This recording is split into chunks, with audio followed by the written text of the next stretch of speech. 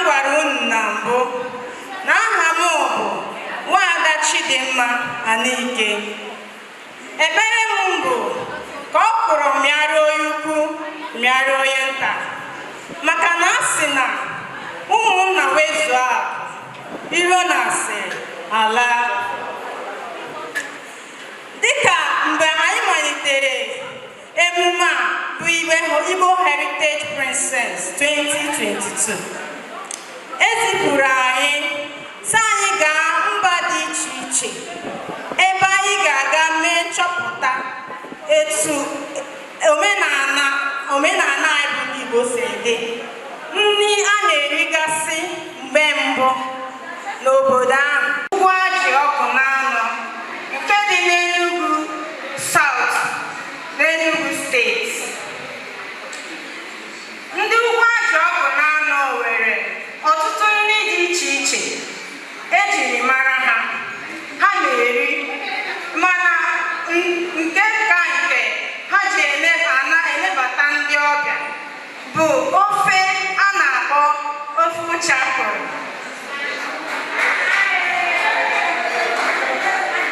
ya na nri a na-akpọ nri ji. Nri ji a eji ikwe asụ ya na ọdụ, otu ndị be ha si akpọ ya. Ka m kọwazie ka m si wee sie ofe ụchakụrụ ahụ.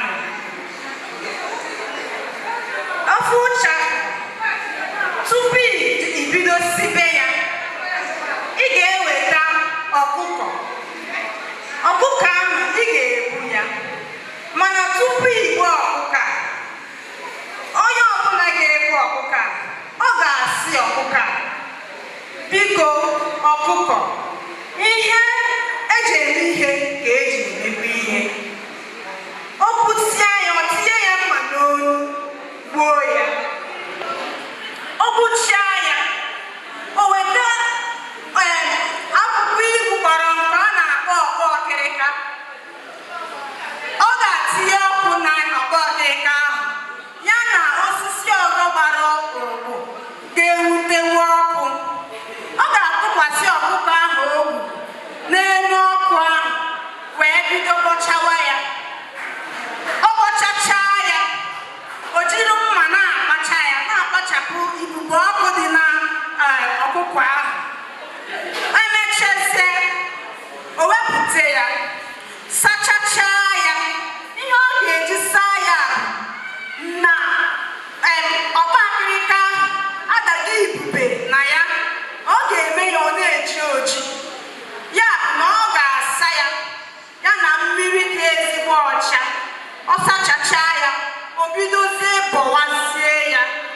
Ọ ga-abọ ya ọfụma ọfụma ka o kwesịrị ịdị.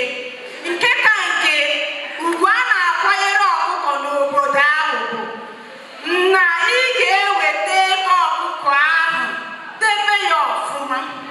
Mmadụ bụ nwatakịrị n'obodo ahụ ada atọ oke ọkụkọ. Abịazie ka i mechere ya, o nwere nke a na-akpọ eriri afọ ọkụkọ. Iweta eriri afọ ọkụkọ ahụ, emechachaa ya, imichachaa ya, idebe ya. Wetazie ụkwụ ọkụkọ na-aba ahụ, ị ga-enye ya isi, idowe isi nke ọzọ flaịda, itinye nke ọzọ n'akụkụ nke ọzọ, wee wetazie eriri afọ ọkụkọ ahụ, kebe ya. Ị ga na-eke ya, ikechaa ya, idebe ya. Iweta isi ọkụkọ, idebekwa ya.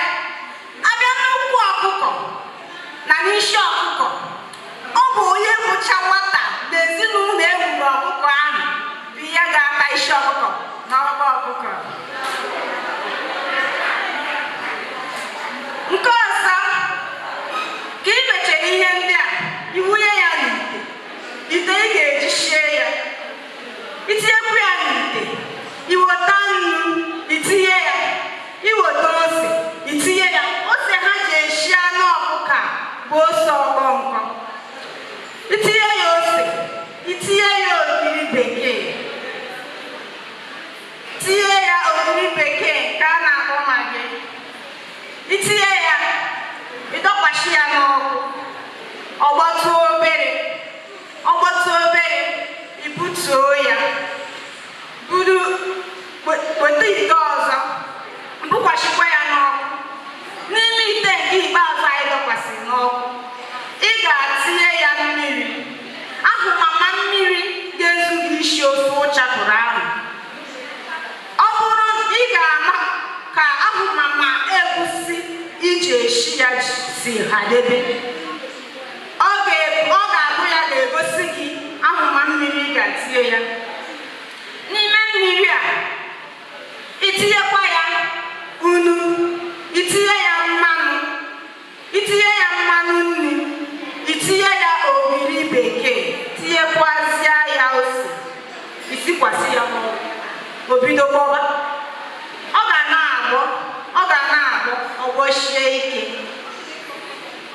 Ịbịa na egusi ejikwa eshi ofe ụchakụrụ a bụ egusi aghara n'ọkụ ọma mkpaakọ, ịghacha ya n'ọkụ itinye ya n'ikwe, iweta ọdụ sụwa ya, esụchaa ya, ekpupụta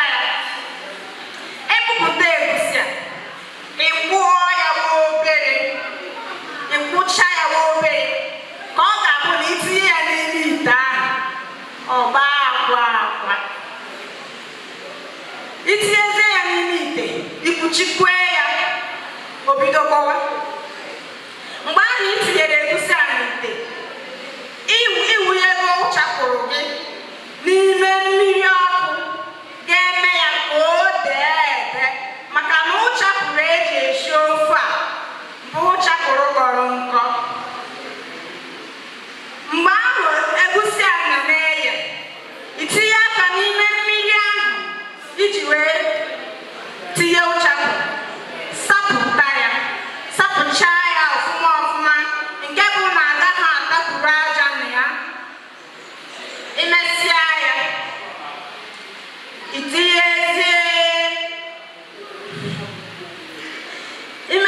itinyecha egusi ahụ mara ka oyigo, itinyezie ụchakụrụ ahụ n'ime ite.